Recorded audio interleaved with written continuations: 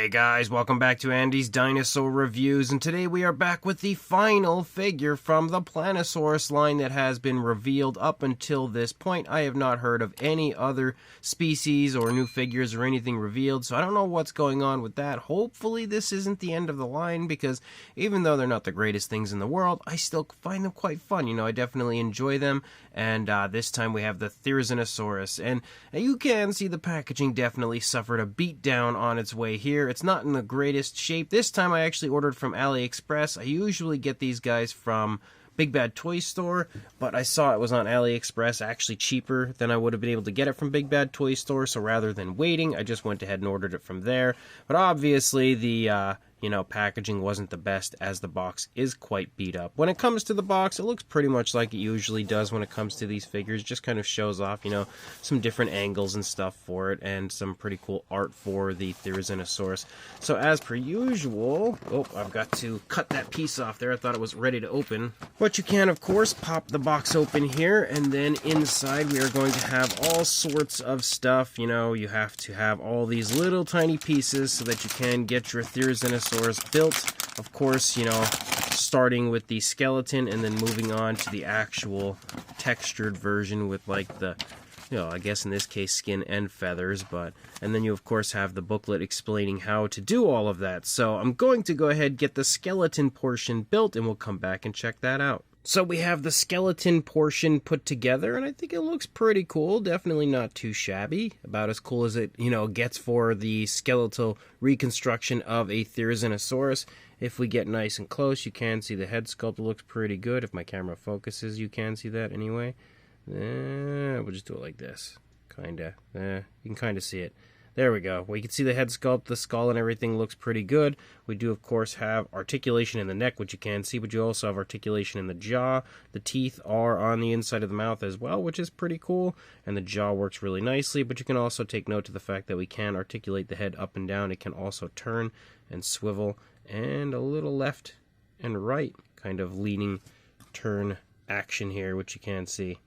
So again, pretty cool articulation in that area. As you move down through the neck, of course, you'll see all the vertebrae and everything. You'll also have a little more articulation in the neck as you move down, which again can do all of the same as what we had just seen in the head. Up, well, it popped off, but up, down, left, and right. And, all of the usual. It can also kind of tilt so you can get a curious look for the Therizinosaurus. One thing about the Plannosaurus figures, as you already saw, the pieces will pop off fairly easily, but as you move down, you again have like the rib cage, the vertebrae, the shoulder blade, all of the bones and everything that you would expect to see. They look pretty decent. Again, not super high quality, and there's not a whole lot when it comes to any sort of fine detail within the bones or anything, but it looks decent for what it is. As we lead down into the arms, you can see the bones of the arms are sculpted quite nicely. Same deal with the hands, the fingers and everything, and then of course you do have the claws, those trademark claws for our Therizinosaurus. You also have arm articulation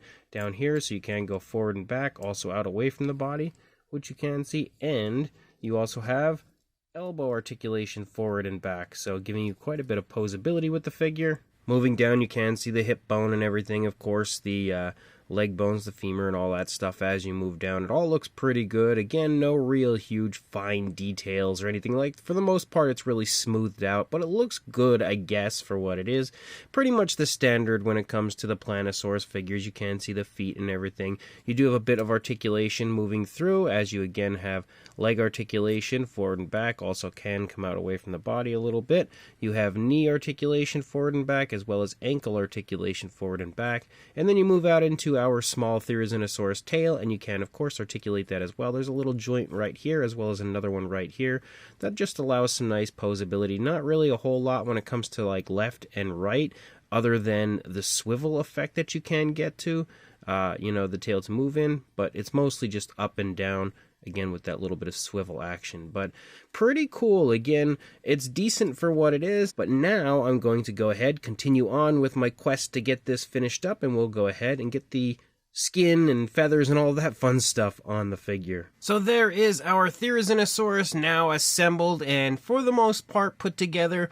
As per usual, we have the ugly stickers, and you know, for the most part, it's not too bad with this one because the majority of the figure is just the way it looks. Like, there's no variation of color for the nails, which is unfortunate and stuff like that. But, like, there's no stickers that you're supposed to apply to those areas. The only stickers that you really get are for the tongue, the eyes, and then the beak. Now, I did use the tongue, I did use the eyes, because I feel like they don't look too bad. But the beak, no chance. I put that on, and it looked so unbelievably horrible, so I instantly took them off. I don't even want to ever see that again. The beak, you know, stickers just look super, super rough. But you can see the figure, once it's officially, you know, put together, does look pretty cool. And just like with the majority of these Plannosaurus releases, I feel like it would be a really fun one to actually apply some paintwork to. Not that the color scheme that they've chosen here is the worst thing in the world, because we have, you know, like dark brown for the primary body, the majority of the body actually, and then we've got a blue for the head and a blue for the legs. I feel like it looks okay. A blue for the hands maybe would have helped it a little bit, even though, you know, it kind of stands out. Like specifically here, there's no smooth transition because they are separate pieces of plastic, so the transition is abrupt, making it look like he's got like rain boots on or something. So it does look a little ridiculous, but if it were painted in a smoother fashion, I feel like it could have looked kind of cool. But it's just, you know, because it is a Plannosaurus figure, because they are basically like snapped together pieces, and, you know, there's no way to really smoothly transition into those colors, it does look kind of out of place and awkward. But if we bring the figure in here for a closer look, you can see, starting in the head sculpt looks pretty decent. You've got the beak sculpted out, you can see the nose right there, some okay looking skin texture here in the face, nothing overly impressive, and it is a little smoothed out, like it's a little, I guess the detail's kind of watered down. There's not much really to be seen, but it looks okay for what it is. Again, for pretty much how the Plannosaurus figures usually look. Again, we have the tongue and everything inside the mouth. You've got the teeth. No real variation of color outside of the white, which again overtakes most of the inside of the mouth for that area. But as you can see, the jaw does still articulate. We also have the ability to move the head a little left and right, but not a whole lot anymore. And no real swivel ability. And again, that's one of the biggest downsides for these figures, is once you actually add the body parts to it, and, you know, you put in the skin or the feathers or whatever it may be for whatever dinosaur you are creating, the articulation becomes a lot more limited. But as you move down through the neck, you can see again some decent feather detail. You can also see a little bit more skin here moving along the underside of the throat, which looks pretty decent. And again, we have a little bit of a satin shine for the figure. It does have kind of a little bit of a shiny look to it, which isn't, you know, the greatest thing in the world, but considering the majority of the figure is covered in feathers, it could have a little bit of a shiny look to it. You do still have articulation in the neck, but again, fairly limited. You don't have nearly as much as you once did. We can go a little bit left and right though, which is a plus. If we look at it from the front, you can see again left and right just a little bit.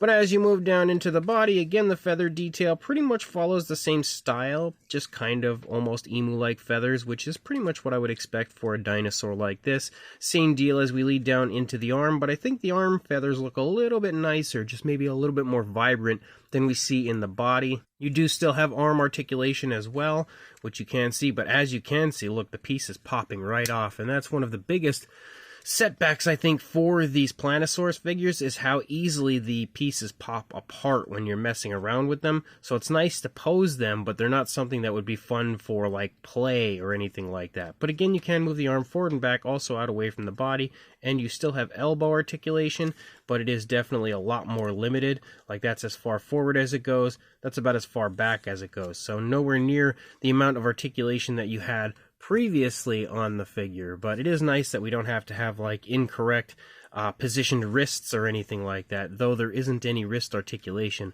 But as you move down, you can see the fingers again look pretty decent as far as the sculpt goes. You can also see those big long Therizinosaurus nails, which also look pretty decent, but some variation of color for that area would have definitely been helpful. We still have a little bit more skin texture on the underbelly, as well as again the feathers as we lead back up. You can see the same for the leg as you lead down. You've got the musculature shining quite nicely in the thigh and a little bit in the calf. We again still have articulation in the hip region, which does move pretty smoothly in that area. It also can come out away from the body again a little bit. And then you have knee articulation, but the knee articulation is definitely, again, quite limited. That's about as far back as it goes. That's about as far forward. I don't remember if we have... No, there was originally, I think, ankle articulation, but not anymore. Once you put the pieces on, the ankle articulation disappears. But as you move down into the feet, again, you can see the foot sculpt looks pretty nice. You've got some nice scoots moving down the front of the foot, down into the toes. The nails are nicely sculpted. Again, they really just need some form of nail paint, and it would look a lot nicer. And then you have, again, the tail sculpted pretty decently with some really nice feather detail out here. Nice display of plumage on the end of the tail for the dinosaur. Same deal for the underside. And again, a little bit more articulation out there. Not a whole lot, but a little bit of movement. No real ability to swivel it much. I mean, a slight tilt, but that's really about it. So it is pretty cool. Again, I know what I'm getting into when it comes to the Plannosaurus releases. It's not like it's a surprise. And this far into the line, as I have collected every single one of these as far as the different species goes, I'm pretty familiar with how these figures work. But again, it is a pretty fun one. I do think that the line as a whole is quite enjoyable. They're very cheap feeling, and you know, the stickers have been a disaster from the start, so I really don't like that. But the figures overall are still pretty fun for what they are, and they are quite a bit different from most other dinosaur figures that are out, which makes them a little bit more fun. This one, though, has really poor balance. I did try standing it a few times without the base here. It does not do a good job at all, and I think that might be one of the first times I've really encountered that when it comes to these figures, so a little bit of a bummer as far as that goes. But as far as the size, we could probably lean it down a little bit better. Maybe extend the head out. And then for a length from the snout to the tail, about 8 1/4 inches or 21 centimeters. And then if we stand it up again, pretty much the way it was, you're looking at about 5 inches or just shy of 13 centimeters for a size comparison. There is Mr. Papo T-Rex, the Attack Pack Colovosaurus, Robert Muldoon, and the Collect Day human being next to our Therizinosaurus from the Plannosaurus line. And you can see, again, it's not really all that large and pretty much fits very nicely in with all of the other Plannosaurus figures. And we've been, you know, reviewing these for quite a while now, so I think at this point we probably have a pretty good idea of the size of these figures, but I will grab a few of the Plannosaurus figures to bring in next to this. First of all, we do have the largest in the line, which is the Brachiosaurus, and this was the most recently reviewed figure prior to the Therizinosaurus, but you can see clearly the Brachiosaurus is a bit larger. We've also got the Parasaurolophus, which as you can see is quite a bit smaller than the Therizinosaurus. The Tyrannosaurus Rex as well, which is fairly similar in body mass, but clearly not quite as tall as the Therizinosaurus is. There's also the Spinosaurus, which as well is a little bit smaller, I would say, than the Therizinosaurus. Definitely a little longer, but a little smaller when it comes to body mass. And then one final comparison next to the second largest of the line, which is the Mosasaurus, which we can clearly see is quite a bit larger than the Therizinosaurus. So this Plannosaurus from Bandai Therizinosaurus figure is, again, pretty much the same as all of the others. It's pretty fun for what it is, but it's definitely not a masterpiece. The figures overall still continue to have a pretty cheap feel, a, kind of lackluster feel when it comes to the quality because they fall apart very easily. The articulation is pretty limited, and the fact that we have to apply stickers to them makes them feel even cheaper.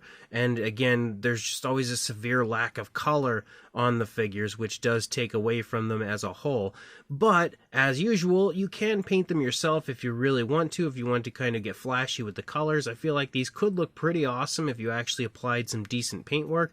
And it is also fairly fun to be able to have like the skeleton version and then of course the actual living version. I feel like that's always really neat. Even if you were to buy 2 of them, you can display the skeleton next to the living version. Unfortunately, there's no real way to create the living version and skeleton version at the same time if you buy just one set. But the Therizinosaurus overall does look pretty fun. Again, it's got a fairly nice looking sculpt, a nice feathered look to it. I really quite like the overall appearance to this one. The fine detail is fairly decent, but not super crisp. Like a lot of the feather detail is a little lacking, but I think it looks okay for the most part when it comes to the fine detail. The paintwork, again, or I should say coloration, because there's no real paintwork to these, but the coloration is basically a dark brown, and then you have blue for the face, and then blue for the feet, and that's about it. So the colors look, kind of reminiscent to what I could maybe imagine on a Therizinosaurus, but they're just not really that great, and they now look like he's wearing boots and stuff like that, maybe like a face mask, I don't know. It looks a little silly. Maybe if there was a little more color or even more of the blue moving down along the underside, it could look a little bit better. And of course, transitioning smoother in and out of those colors could have looked nicer, but considering they are just plastic pieces that you kind of pop together, there's no real way to get around that. The articulation is also okay, much better when it's in its skeleton phase, but not terrible once it's actually put together completely. Still allows you at least a little bit of posability and display options. So if you are interested, I will include a link in the description to both Big Bad Toy Store and AliExpress where I purchased mine. So make sure you check those links, grab it if you want it, and like, comment, and subscribe, and I will see you in the next review. Thanks for watching.